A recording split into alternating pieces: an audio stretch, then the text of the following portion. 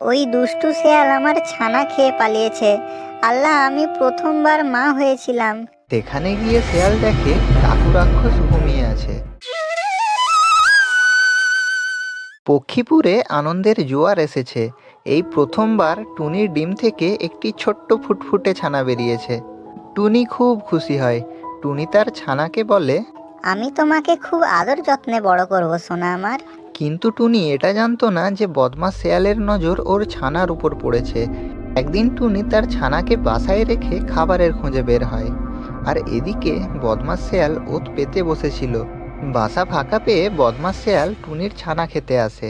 হুক্কা হুয়া, আজ হবে আমার পেটের পূজা। এই টুনির ছানা, দেখ দেখ কে এসেছে দেখ, তোর মামা এসেছে রে, শেয়াল মামা। আয় আমার পেটে আয়, বেশি দেরি না করে লক্ষ্মী ছেলের মতো আমার পেটে আয়। এই বলে শেয়াল টুনির ছানাকে গপ করে গিলে ওখান থেকে চলে যায়। বেশ কিছুক্ষণ পর টুনি বাসায় ফিরে আসে। বাসায় ফিরে এসে টুনি দেখে তার বাচ্চা আর বাসায় নেই। টুনি কান্না করতে শুরু করে। ওই দুষ্টু শেয়াল আমার ছানা খেয়ে পালিয়েছে। আল্লাহ, আমি প্রথমবার মা হয়েছিলাম। কিচ্ছু ভালো লাগে না, এই শেয়ালের জ্বালাতন আর সহ্য করতে পারছি না। আমি যে কি করি, শেয়াল আমার থেকে অনেক বড় আর শক্তিশালী। আমি ওর থেকে আমার ছানার বদলাও নিতে পারবো না। আল্লাহ, তুমি ওর বিচার করো, আল্লাহ তুমি ওর বিচার করো। পরদিন শেয়াল জঙ্গলে ঘুরতে ঘুরতে একটি গুহা দেখতে পায়, আর দেখতে পায় একটি মাংসের টুকরো। মাংসের লোভ সামলাতে না পেরে শেয়ালটি সেখানে গিয়ে পৌঁছায়। সেখানে গিয়ে শেয়াল দেখে ডাকু রাক্ষস ঘুমিয়ে আছে। ও তেরি, এ তো ডাকু রাক্ষস। আমি যদি ওর মাংস চুরি করি, ও তো আমায় ছাড়বে না। কিন্তু ও তো ঘুমিয়ে আছে, ও জানবে কিভাবে যে কে ওর মাংস নিয়ে পালিয়েছে?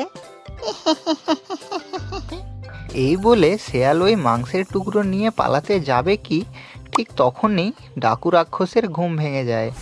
এই এই এই বেটা শেয়াল, তুই আমার মাংস চুরি করছিস? তবে রে, দাঁড়া, আমি তোকে মজা দেখাচ্ছি।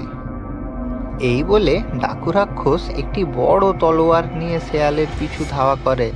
দৌড়াতে দৌড়াতে শেয়াল পক্ষীপুরে এসে পৌঁছায়।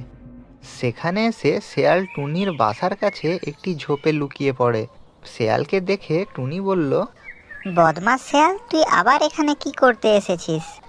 ওরে টুনি, আমাকে বাঁচা রে, ওই ডাকু রাক্ষস তলোয়ার নিয়ে আমার পেছনে পড়েছে। ও যদি আমায় পায় তাহলে আর আমায় আস্ত রাখবে না, ও যে আমায় মেরেই ফেলবে। ঠিক হয়েছে, এইবার তুই জব্দ হয়েছিস।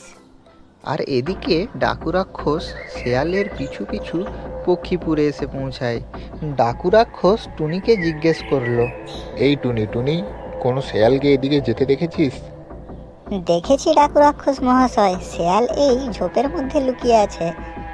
শেয়ালকে ঝোপের মধ্যে লুকিয়ে থাকতে দেখে ডাকু রাক্ষস তলোয়ার দিয়ে আক্রমণ করে শেয়ালের লেজ কেটে নেয়। ওরে বাবা রে, তুই কি করলি রে?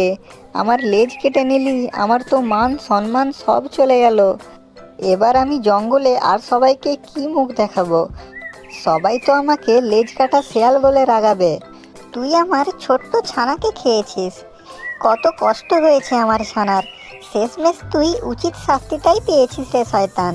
শেষমেশ শেয়াল ব্যথায় লাফাতে লাফাতে ওই জঙ্গল ছেড়েই চলে যায়। প্রিয় বন্ধুরা, ভিডিওটি লাইক করো ও চ্যানেলটিকে সাবস্ক্রাইব করো। আবার দেখা হচ্ছে পরের ভিডিওতে। টাটা।